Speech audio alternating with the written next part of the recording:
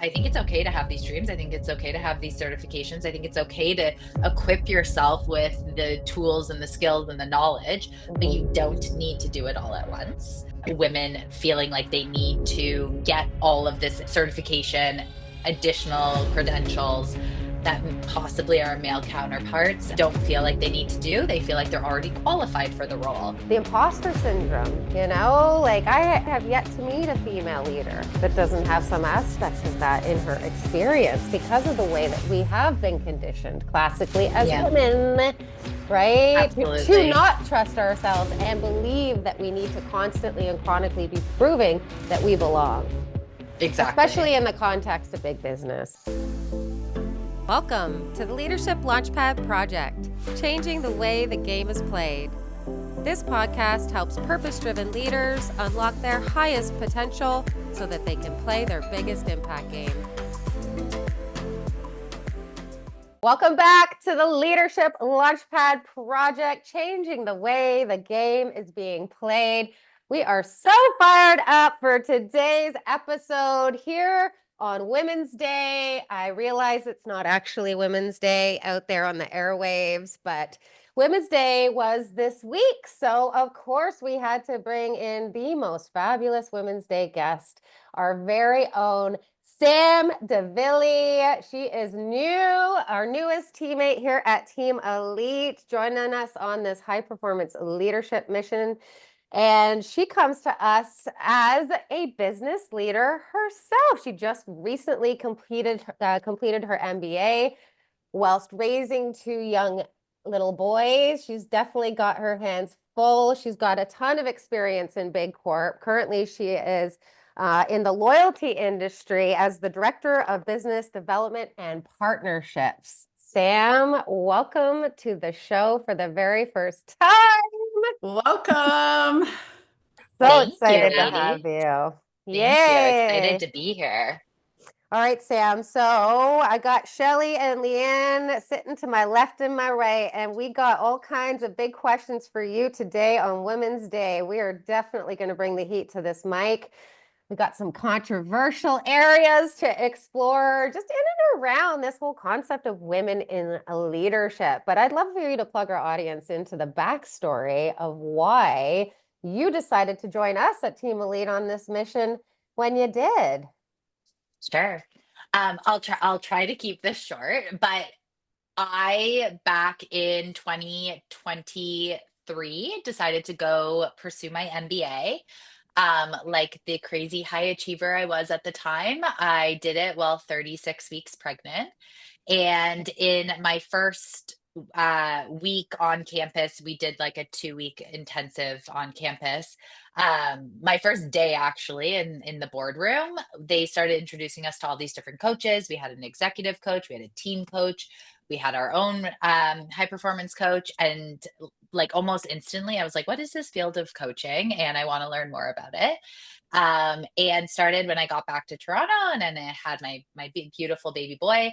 Was into my MBA, was also on maternity leave from my job. I started researching companies in the Toronto area, found Elite, reached out to Susan, and just fell in love with the whole kind of universe. And so, in parallel with everything else going on, I started my own high performance coaching with Lauren on your Mm-hmm. team. Mm-hmm. And then did my certification, and then finished up with a lot of changes in between there, professionally and personally.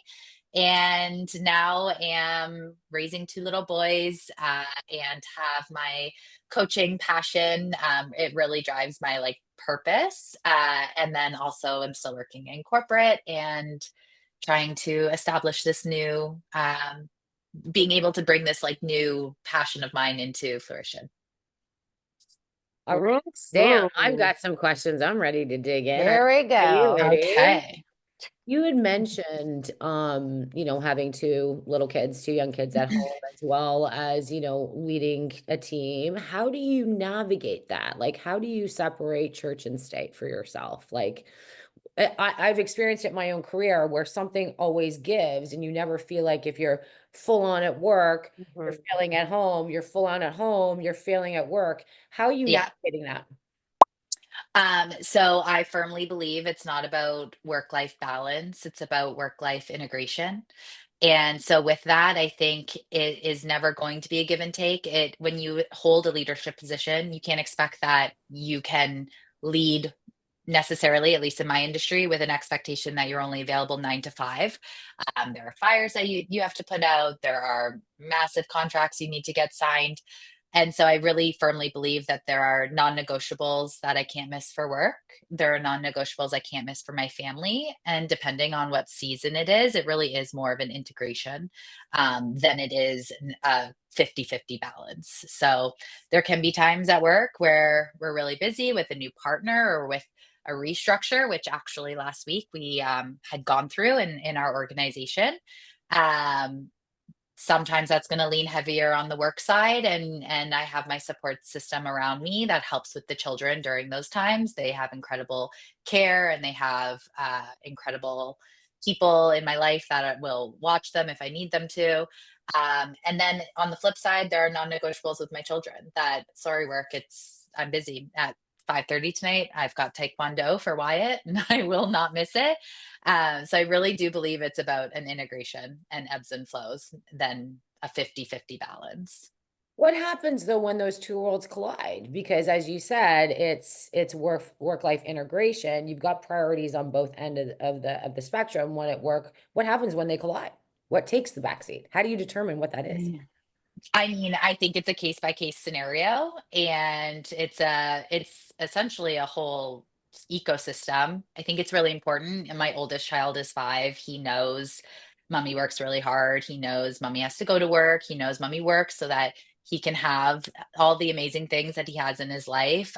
He's a pretty big sports kid, so he does a lot of activities. And I think I've done a good job of explaining to him really early on the importance of responsibilities and financial responsibilities. And so, um, arguably, on a case by case scenario, there are times that it will be work. And I have to explain that to my child, and I have to explain my reasoning for choosing that.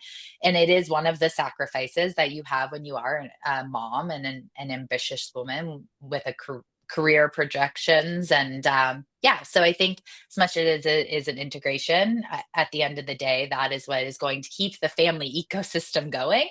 And so I would say often that is kind of the route I unfortunately have to go. Yeah. Mm. And I'm it's so not easy. interested. Yeah, I know. I'm so interested in this. It's like when you were talking about going back to do your MBA and you were pregnant. And obviously that was like a big, high achieving, type of thing to do. And often in my practice, I get women like that, right? Who take pride. It's a point of pride, right? Like I did this while I was doing this, or Yeah. and that is exactly what tends to impact that work-life balance, right? Because you leave yourself behind the process. Like I'm the strong one at work, throw it at me, give it to me, got to do this, got to, that trajectory at home. Got to, make sure that I'm the one that's like stewarding the kids and taking control and all this sort of stuff. So I'm just really curious, like if you compare and contrast, let's say, because you've done coaching and all of this sort of stuff, where you might have been when you started your MBA and how you thought about, yourself doing that. If you look back Hmm. now in the rear view mirror, do you see anything mindset wise that is different between then and now? Oh, yes. Like fully. It Mm, complete opposite end of the pendulum. Like I when I was doing my MBA, like I said, 36 weeks pregnant, why it would have been a little under 4 at the time. And in my head, I had just completely convinced myself, like, I can do my MBA while having a baby. That makes total sense. I'll be on maternity leave. And so I'll have time to actually do my schoolwork. And I'd say that was August, I think around like October, November. Like my son was probably like 2 or 3 months old when I started working with Lauren. And so much of my mindset shifted. I was always very, I couldn't play the long game. I needed like instant gratification in so many ways. Even Susan, when I said I wanted to coach, was like, I'm happy to talk about this, but first I need you to go through our coaching methodology and make sure that it's aligned. And so that was like a really big mindset shift for me. And in retrospect, if I could have seen further down the road, and not try, like, if I could have seen further down the road, I wouldn't have done my MBA when I did it. I would have waited. I would have started it maybe this year, maybe not. But I just always had that mindset of needing like instant gratification. I couldn't wait to do something. I needed to do it now. And I think that was probably the biggest shift. And in that scenario, I unfortunately missed out on a lot of my son's first year of life. I ended up going back to work early, because I was, again, looking, there was a promotion I knew would be waiting for me when I returned. And so if I had to do it all over again, now that I know what I know and now that I've done the work that I needed to do, I would have never have done that. I would have waited. And even to the point where I've had the director of our program at Queen's University, she had reached out to me quite a few times to try and speak to some future candidates that were interested in doing it, but also interested in building their families. And I was like, I'm happy to talk to them. But quite honestly, I probably won't give them the answer you want to hear, because just like Shelley, I said earlier, how, in that ecosystem, work takes the lead. If I had to do it all over again now, my family in that first year of life would have full heartedly taken the lead. So, yeah. I feel like that whole going back to get your MBA whilst 36 weeks pregnant is, Yeah. it's sort of metaphoric for something that we see a lot, especially with my high achieving females who are either gunning for positions of leadership and power and influence, right? Or already have arrived, is that Mhm. this whole limited maladaptive strategy in and around needing to prove ourselves by padding Mhm. our resume and getting more certifications and more, degrees and more proof and evidence that will help us actually trust our damn expertise when we get to Yeah. the table, right? So I'm curious how your mindset has shifted in and around that, because clearly you were already a female leader when you made that decision. You're still one now, but what do you think in terms of our need to get all of that in and around padding the proof, right? So that we can Yeah. actually step into our power as female Yeah. leaders. I think back then that promotion was leading me from being like a middle manager to like like a senior manager at Mhm. a fairly large bank. And there were certain like aspects of that I was like, I'm not going to miss out on my opportunity for my promotion, or if I wait too long, are they going to give it to someone else because there's a need of the business that they needed to fill. Mhm. Um, and I kind of forget your question. I'm not gonna Ah, lie. that happens to me all the time. Well, we're just looking at in terms of the high achieving women who feel like they need to go get all of this proof and evidence, Right, right? To make them legitimate experts in right. their craft. I think right. Okay. It is like you can do it all, but you don't need to do it all at once. And Yeah, so I think totally. I'm a forever learner. I question if I'll go back to school again one day in the future. Hmm. I think it's super important. I think it's okay to have these dreams. I think it's okay to have these certifications. I think it's okay to equip yourself with the tools and the skills and the knowledge, but Hmm. you don't need to do it all at once. Hmm. And I also think there probably is a correlation between like women feeling like they need to get all of this certification, additional credentials that possibly our male counterparts don't feel like they need to do. They feel like they're already qualified for the role. And so I think that is also a big thing that the women that I would like to work with. It's like, where are you getting those qualifications because you want them? Are you getting those qualifications because you think they will help you land a certain job role? And I think that you need to align on what that is. Are you doing it for yourself because you want it, or are you doing it because you think you need it in order to be qualified for a certain role or something like that? Yeah, Hence like the method to Susan's madness when she made you go Right. through the methodology before Exactly. deciding to get another damn degree. Because I remember calibrating that when I was listening to you talk about everything that you were doing and piling on your plate. I was Yeah. like, Yeah. okay, can we just maybe get into some values clarification, Yeah. right? And also just in terms of the imposter syndrome, like I have yet to meet a female leader that doesn't have some aspect of that in her experience because of the way that we have been conditioned classically as Yeah. women, right? To Absolutely. not trust ourselves and believe that we need to constantly and chronically be proving that we belong, Exactly. especially in the context of big business and leadership, right? Yeah.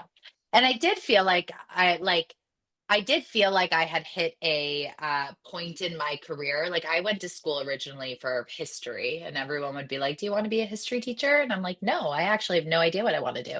So I did feel like I had hit a point in my career where there was like a business education missing to kind of Mhm. propel me to that next level. But I could have received that through experience instead of education, a very expensive education. Or like I said, I didn't need to do it when I was 36 years old or mm. 36 weeks pregnant. There's plenty of time to pursue a big goal like that if it is something that I valued and wanted to do. Well, it's so what we're, essentially talking about here with the imposter syndrome. And I think even, that whole like, I can do it mentality, right? Take it all on, give it to me is very much relating to ourselves, as we always say, is like the human doing as opposed to a human being.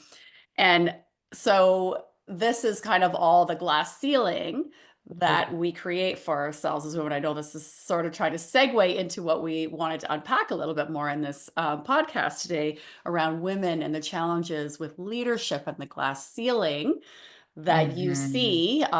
Obviously, you're in it and you've experienced it, and you have the insight now, too, from having gone through coaching of being able to see your contemporaries around you and whether or not you recognize certain aspects of, or perhaps they're very open about it with you, too, the challenges in terms of being a woman in leadership. I felt like I took like a bajillion steps forward and then took them all back. It's self-doubt. Like it's like, did I even earn this? Was I picked really just because I'm a woman? Because I have all this education that I did and I have all of this experience and like I grew revenue by this much. It pulls out so much self-doubt. And especially when you know your predecessor was a male and you've kind of been brought in to clean up his mess.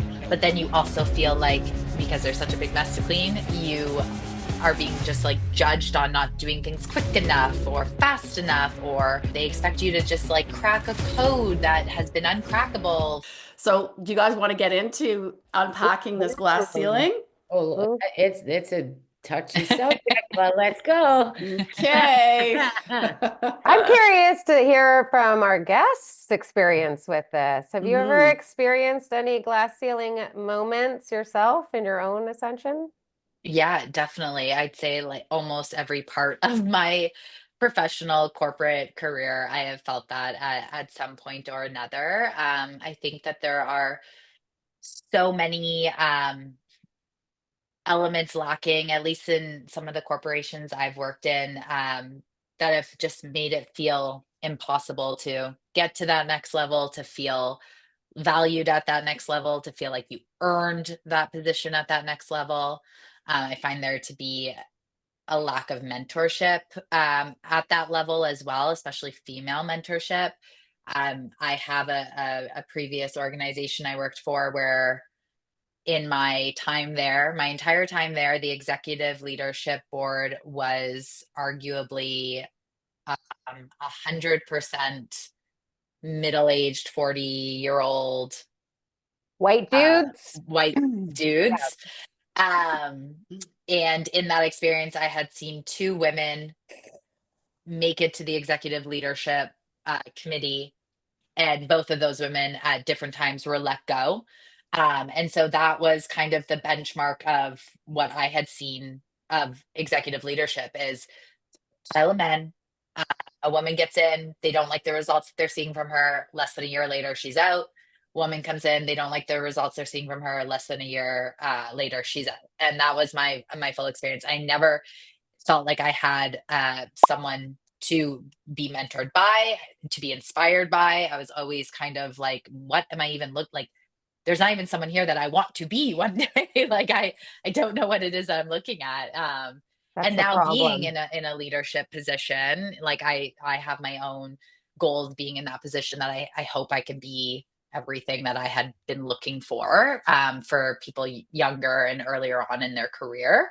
But it also comes with its own challenges that I'm facing. And again, a lot of that comes down to um, self doubt on, do I actually deserve to be in this role, or was I chosen because I am a It's a check female mark. and they needed to have a check mark? So Sam, working through those. I Mm. have a question for you to follow up on that, right? Because I want to know, like, what you were just talking about, sort of the glass ceiling and that not having any mentors or anyone to sort of look up to.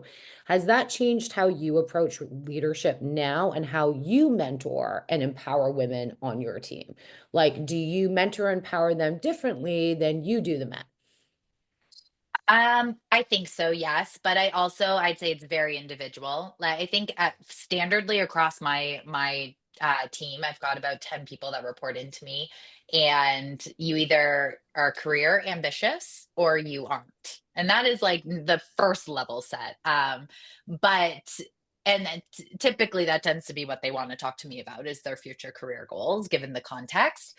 But I would say that I had throughout my earlier career up until I'd say my like first senior manager style role, I had always reported into females. But I'd also always reported into females that went from individual contributors to people managers. Mhm. And I had always felt like I had hit I not the lottery necessarily with a lot of my managers because they were never taught how to be people managers. They were individual contributors and then they got promoted based on sales targets, whatever the case might be, with zero experience on people managing and zero training or coaching on it as well. And so I always knew from a very early stage in my career that when I hit a level of people management, the coaching and the performance and the people aspect would skew, like I would over index in wanting to create a good positive environment for them on that front and under index on other company KPIs because it was something I felt like I so desperately missed out on when I was younger. So how do you mentor differently now, the females and males on your team? I mean, I would say I follow a lot of this methodology to be frank. Like a lot of the things that I've learned from my coaching here, the kind of like what are those high achieving indicators? How do we start to help them see like why do you want this promotion? Do you even want to be in this role? Is this even the type of job you want to be doing? Well, and like being able to really extract that information from them and trying to figure out what actually their most ideal fit is for them based on their values, I would say is the methodology that I take from my coaching and my coaching women in this program to all the way through to my corporate career as a leader there as well. Ladies, what do we think about this whole idea of being a check mark, though? I want to circle back around to this little Mm. ditty right here and hot topic, right? Because I know we have a divided locker room, and I think that that is what I love so much about my locker room is the diversity of perspective that exists in it. Yeah, we know that this is massively important in terms of continuing to progress and evolve this conversation, right? Because I don't think we know what best practices are in and around this space of diversity yet. But yeah, what are our thoughts? Because honestly, when I listened to Sam's experience with that, in terms of how that was actually brought to her awareness and put on her radar, right, in a previous position of leadership, where she was actually made to be aware of the fact that she was a check mark. Do we agree with that type of practice where we're at? I You know can't. exactly how I feel about this topic, which is why I know you're digging into it with me. Well, I know honestly, like if I was in Sam's shoes and I felt like somebody told me that, that would bring out a lot of my problematic mindset stuff around the perfectionism. It would bring out the rebel in me, right? Like, I'm going to prove to you that I'm way better than, Right. anything else here, right? And then I would jump through all those hoops. And I mean, hopefully I wouldn't, because I have the mindset training, but I can see where it could lead somebody into like some pretty, like a dark hole in terms of what we're talking about here around the need to prove. Yeah. So yeah, that would be my first thought in terms of what that might provoke in me. But what does the rest of I'm you curious think if that about was the that? response in your brain, Sam. Did it kick up your high achiever, Oh my want to gosh, yes. Yeah. prove your damn self? Yeah, I felt like I took like a bajillion steps forward and then took them all back. It's self-doubt. Like it's like, did I even earn this? Was I even like I was like, was I picked really just because I'm a woman? Because I have all this education that I did and I have all of this experience and like I grew revenue by this much. And obviously I know that those were indicators as well to receiving the job, but like it pulls out so much self-doubt, and especially when you know your predecessor was a male and you've kind of been brought in to clean up his mess, but then you also feel like um because there's such a big mess to clean, you are being just like judged on not doing things quick enough or fast enough, or they expect you to just like crack a code that has been uncrackable for how many years prior, and that you'll just know how to do something in a certain with a certain brand or a certain category. And yeah, I think when I first heard that, even though it from like I knew it was in a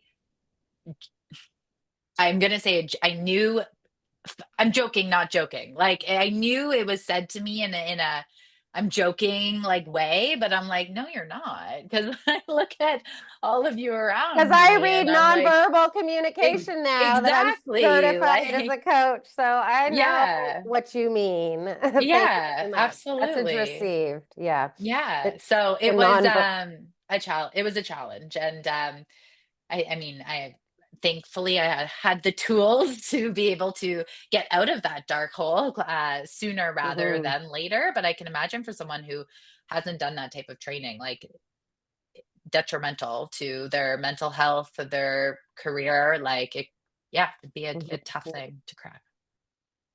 Well, I know that's where Shelly falls on the side of the split locker room, right? Is like she doesn't want to be a check mark. When you were a leader, you didn't hire like that, right? What's your perspective on this, having No, led I high performing teams for so long? Yeah, I've always struggled massively with the check mark. I really have, and I wouldn't take a role if it was because I was female. Again, you're putting a different expectation on me, because I'm female. Am I more mothering? Am I more empathetic? All of a sudden I'm labeled right away. And I don't like labels at all. I don't even labels defining who I am as a human being, right? And so I've in my own hiring of teams and individuals, I've I've never looked at it from a race, gender perspective. I've always looked at it from A, who has the best experience, and B, who's going to be the best culture fit Mm-hmm. that doesn't then send, issues amongst the team, right? Mhm. And I know that I see the world a little bit through rose-colored glasses, and I get that and I understand it.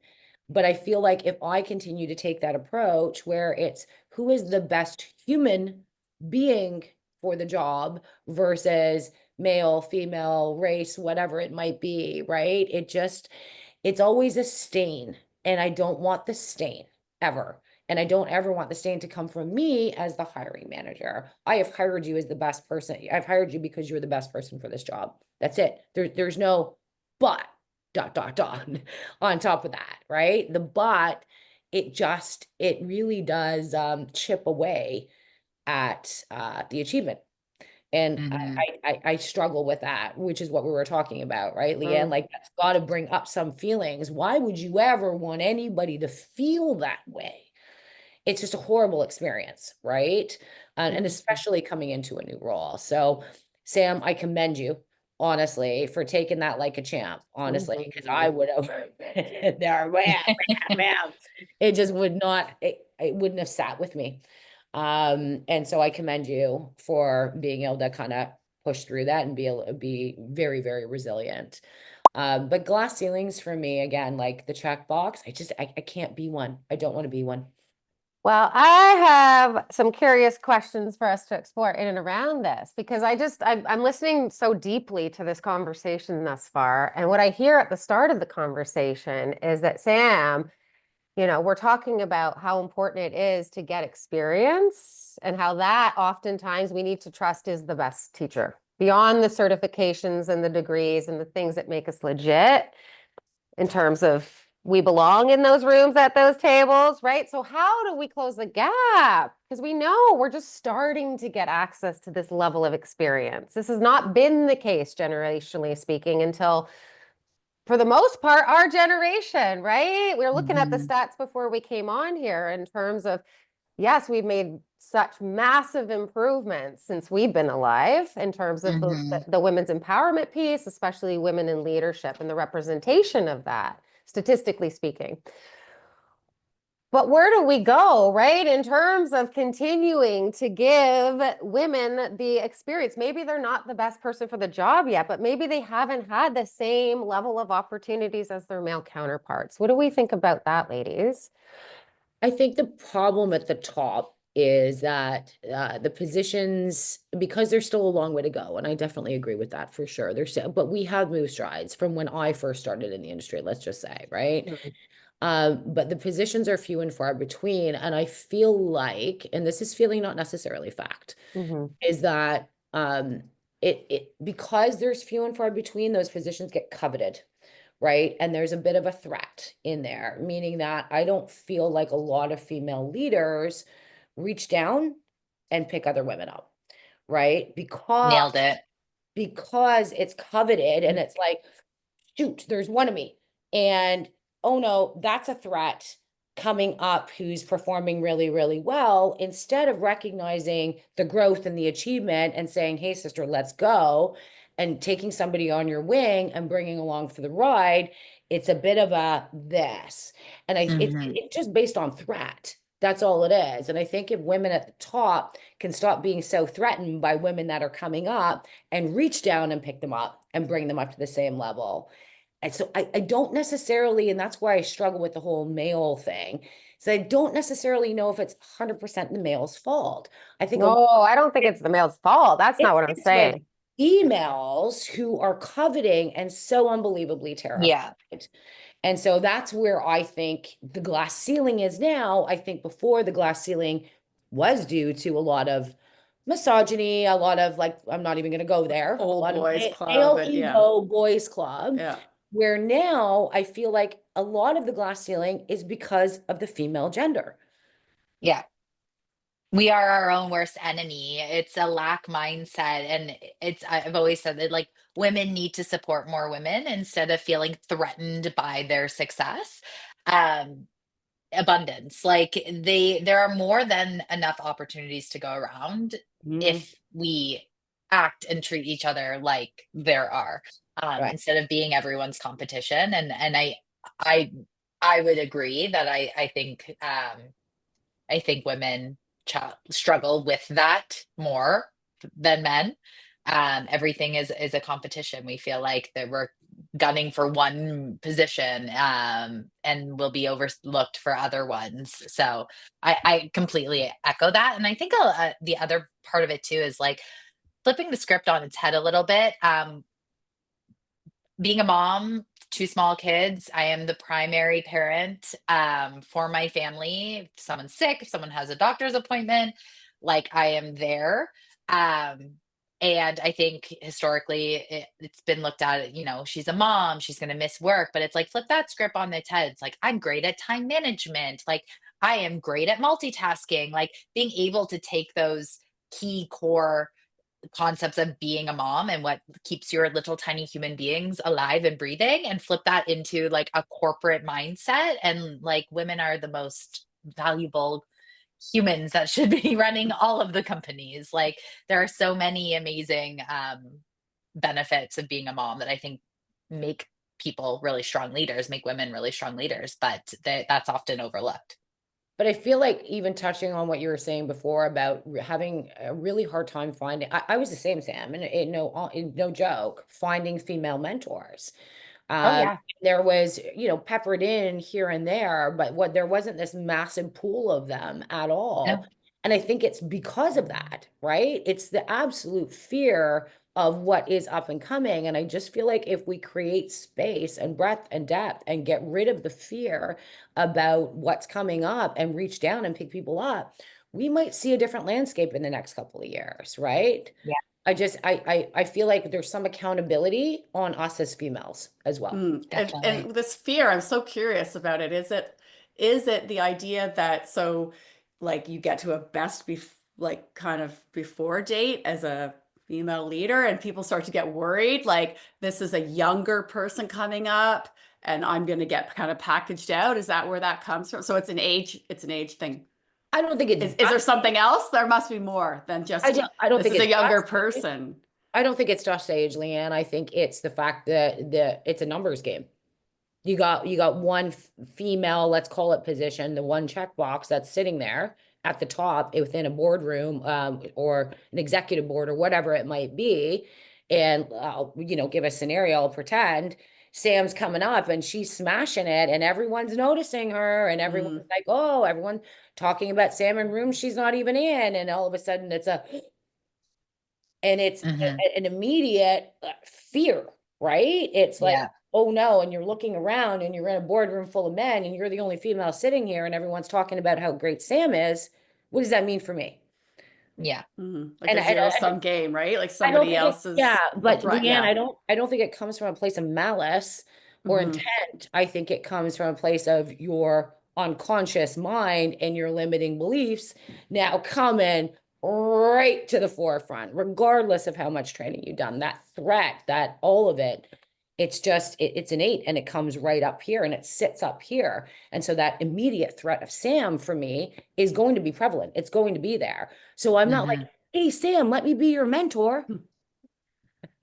Yeah. Yeah. So how I do agree. we change the conversation? How do we meet these women where they're at? How do we help to lift them up? Like, let's land this plane, ladies, on International Women's Day week by giving our audience some tips, tricks, and strategies, right, in terms of where that journey can begin for them. I'd like to hear from all of us before we end this episode today. Sam, I'll start with you because I feel like Sure. we have you in today talking about how you've navigated all of this in your own lane. And I can definitely tell that you were nowhere close to where you were when you first rolled through my door. So, what would your advice be to the women listening who are resonating with some of what we're saying needs to be the call to action? Yeah, I think two things. I think on like the intrinsic beliefs, like it is you need to know your values and you need to know why you're doing what it is that you're doing and why you're doing it.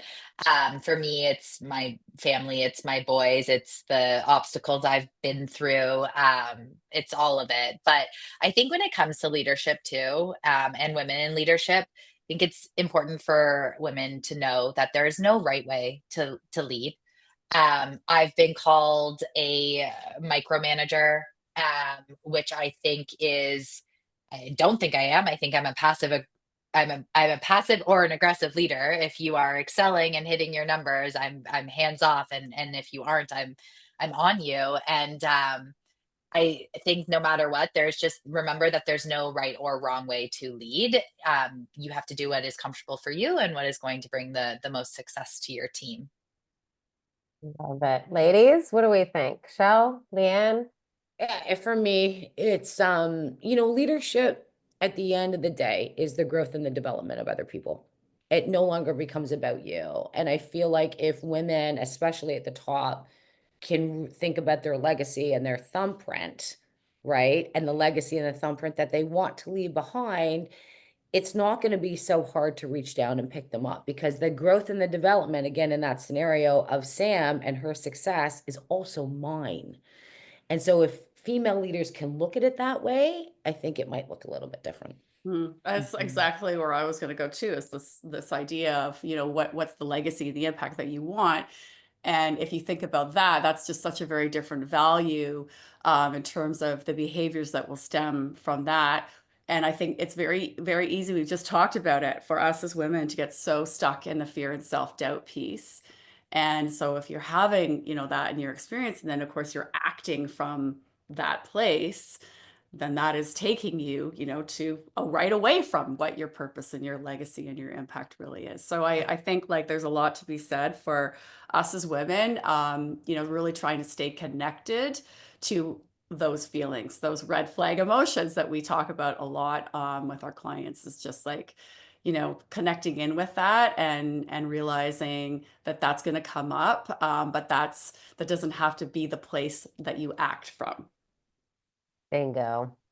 Yeah, that's the final call for anybody listening right now. I feel like it's predictable. If you're on a leadership trajectory as a female, it's not a matter of if, it's a matter of when, right? Those external conditions are not going to see the value that is you, right? And not going to therefore be able to validate it for you.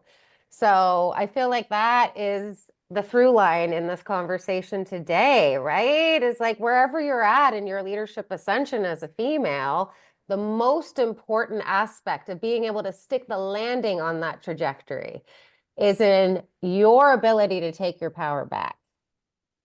And that means stepping to the helm in your self-leadership and really starting to learn about yourself. I mean, we're talking about all of this in terms of unconscious biases that surely exist in every boardroom on planet Earth. Okay, we are human beings. This is how human beings operate in the world, right? We all have to have these biases and these beliefs that help us know how to show up in the world and relate in the world, right? But I think the more important aspect of this equation is really taking the time to excavate any of that inside of you. Right? Because then, even if you are a check mark or they are looking at you like you don't deserve to be here, it doesn't mess with your flow. And that is how you get to stay at the table, right? And get promoted to the next one is when you don't get phased when they don't think you deserve to be here. You don't get phased when they try to say passive aggressive things to you to try to yank your chain, right? It's like when you can just stay in your power on solid ground, knowing your expertise, trusting thy expertise and not needing to prove it to everybody in the room.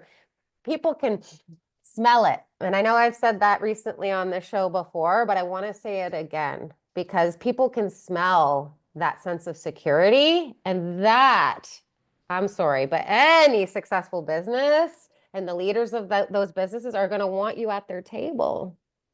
Right? Because if you know about the value that is you and you feel confident in that, that's what makes people want to engage with you and trust you and be influenced by your thoughts and ideas and perspectives. And so that's the call, right, ladies? And I know our friend Sam here has a very, very, very exciting opportunity to share with any of the listeners out there that are resonating with that call right now. Sam, do you want to tell our folks a little bit about what you got coming down this pipeline in the spirit of International Women's Day this spring? So we'll be launching a new locker room with Elite. It's going to be the Women's Empowerment Launch Pad 2.0. And it is going to be all about everything we talked about today and breaking through that glass ceiling and really making sure that we're supporting and aligning women into that next phase of leadership and going into it with confidence and feeling good about themselves. So I'm very excited. I think we are aiming to have our first cohort launch around May. So more to come very soon, but I'm very much looking forward to leading this. It's one of my favorite aspects of working with female leaders is that, us females, we're collaborative. That's something that definitely lives in all of our sweet spots, right? It's something I notice having been in this game for 20 years now. Is like my males, they love to get down with their growth in the one-on-one format. the privacy, right, of that one-on-one conversation. But my females do best in collective environments. As you can clearly see from the energy in this locker room here today, I'm a team sport athlete, so that's where I resonate the most with my growth game is in a locker room. So very excited to share that with our folks. We are definitely living this theme of co-creation this year. So this is your opportunity, any females listening or males listening who might have some female friends or counterparts that they might be thinking could benefit from this type of conversation and opportunity for collective growth. Please don't hesitate to share this episode with them. If you're not following along here at the Leadership Launchpad Project, why not? We would love to have you in our locker room. As you can see, we have so much fun here on the weekly. So please hit subscribe. Share this episode with a friend. If you have any feedback whatsoever based on today's episode, drop us a line. You can drop me a line directly, Susan@elitehighperformance.com.